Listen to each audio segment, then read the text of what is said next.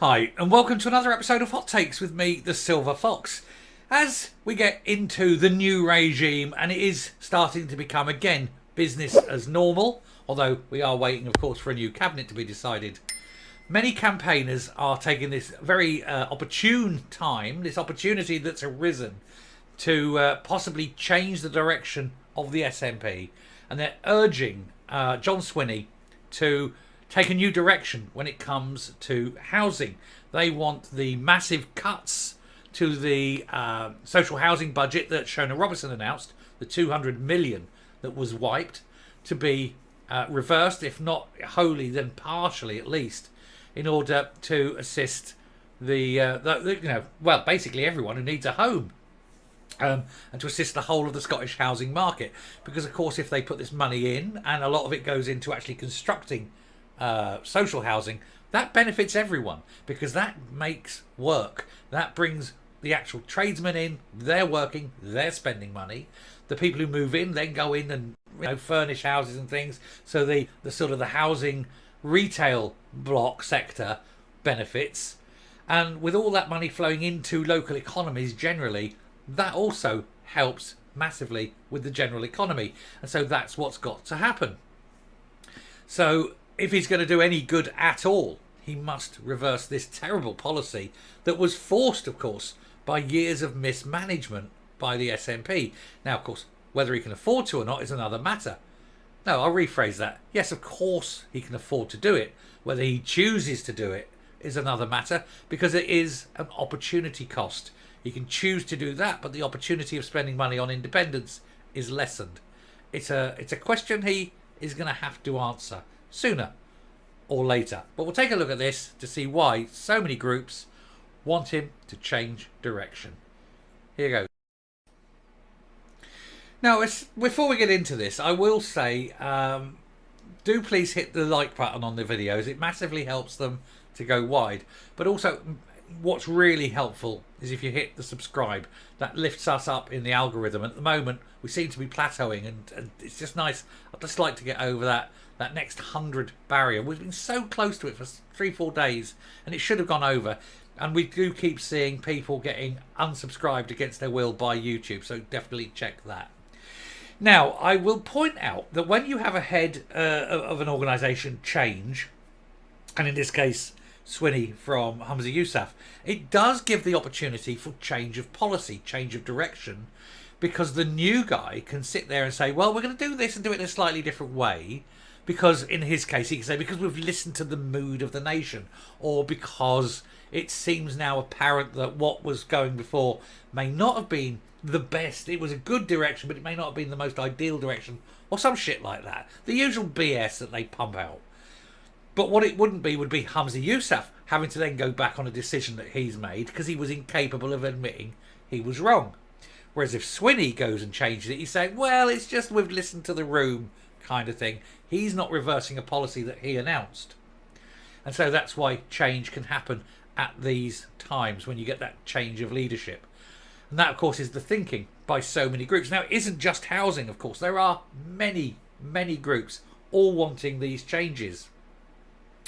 And they all want changes on this and this and this and this. There's so many areas that they want change. But the housing one, I think, is ultimately one of the more important, simply because it does more than just the housing. It improves the economy in general. And that, of course, is not what the Greens want, which is why they kept putting things in that would damage or break the construction industry, the house building industry, the whole of the house selling industry, everything along that line. Property is anathema to them. They're all Marxists, so that's obvious. But now Swinney has the chance to grow the construction economy, and with it all other parts, because ultimately construction is lifeblood of a nation. So Swinney urged by campaigners to wipe out Humza Yousaf's housing cuts. A range of groups say addressing the housing crisis must be the new First Minister's top priority. And there's only one way of addressing the housing crisis, and it's simple. And as anyone who's ever worked in construction will tell you, build more houses. You will always fill them. A powerful coalition has demanded incoming First Minister John Swinney U-turn on the previous government's damaging housing cuts. Charities and anti-poverty groups say reversing the £200 million cut must be the priority after Swinney was voted in as Scotland's new leader. Not, of course, by the people, but by the elected representatives of the people who were going to vote regardless of what the people wanted. Swinney's been formally sworn in this morning as Humza Yousaf's successor, but he's immediately facing calls to sort out the country's housing crisis. Councils have been declaring a housing emergency over shortages, and around 10,000 children are in temporary accommodation. And here's the thing, there are so many houses, council houses now, lying empty because the councils don't have the budget to repair them and bring them up to standard. 200 million would do that 10 times over. And you could get every homeless child in Scotland into a permanent, safe home. You have to ask why the SNP weren't prepared to do that. That's weird. Yousaf sparked fury by slashing £200 million from the affordable housing budget, then partially offsetting it, and campaigners want Swinney to wipe out the cut. Yeah, I mean, it doesn't actually cost that much. You can do this over 4-5 years, but just say, right, first of all, here's 40 million, bang. Imagine the road signs, 45 million of road signs. Cancel that order. There's 45 million. Hand it out to all the councils and say, look, this money is exclusively used to repair your empty council houses, get them up to speed, get them up to scratch, and put homeless families with homeless children, or homeless families with children, into them first. Prioritise that. I don't think anyone would object to that. I don't think there's a single person in Scotland who would object to getting homeless children into permanent homes. Because anyone who would object to that is frankly not worth listening to, are they? Get the children safe. Get them into a permanent home and then move on. If there's any money left in any particular area, whatever, move it. Help someone else. And so forth. And so forth. Get every child safe. And then whatever's left, put the next lot in. Put the next lot in. And help everyone. It can be done. There is no reason in this day and age why a modern Western democracy should have anyone homeless. Now, not everyone's going to get a palace. Sure. But build little one-bedroom flats. Tenements, if you will. But only 2-storey. Don't go up in the air. Horrible things. But little one-bedroom units. And get single people a small place. You can build small thing where you walk in, you have a front room, a bedroom, kitchen, toilet, spare area, cupboard space, something like that. You can build them small.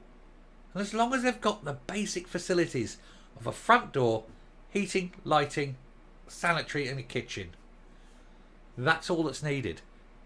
And build them cheap and just get single people as well. Single people units. And then do the same but maybe have it as a small for 2 people. Slightly larger but for 2 people. And so on. Build them cheap. Get the homeless off the streets. Give them somewhere. Why they won't do this is simply because they'd rather spend the money on independence, on flying around the world, on pretending that they've all got huge swinging knobs and that they're all important people. They're not. They're a glorified council. They should be dealing with what councils deal with.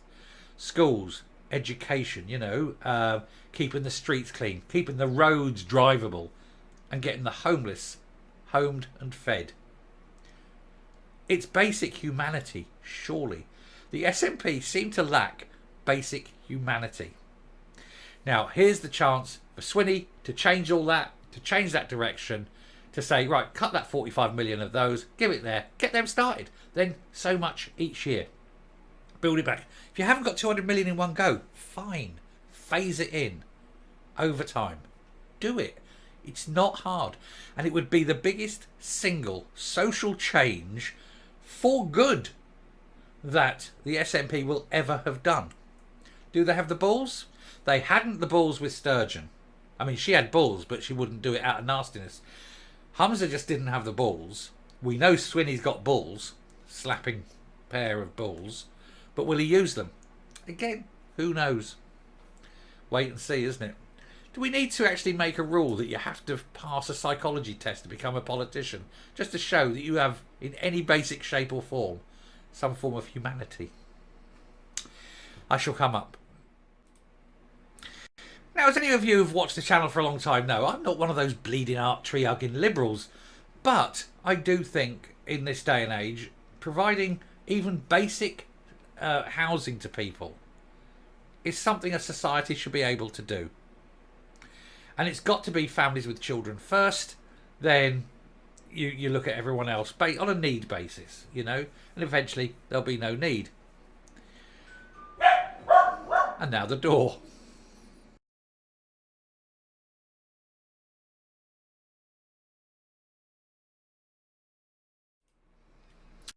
Just had a man at the door offering to do my conservatory. I don't know what he wanted to do to my conservatory, but I said no. Why are these people coming to the door? Anyway, where were we? Oh yes. So, yeah, modern day and age, we can house everybody. It seems reasonable, especially for such a little bit of money. And they'd rather have people housed than 20-mile-an-hour zones splashed all across the country where it's not needed and where it's shown to be a complete and utter failure, which is why Wales are reversing it. If they want to do one good thing, to be remembered for one good thing, please, SNP, do this. Anyway, I shall end there. Thank you very much for watching. I do apologise for the interruption, but what can you do? Until next time, though, stay safe, stay well, and I will speak to you later. Bye.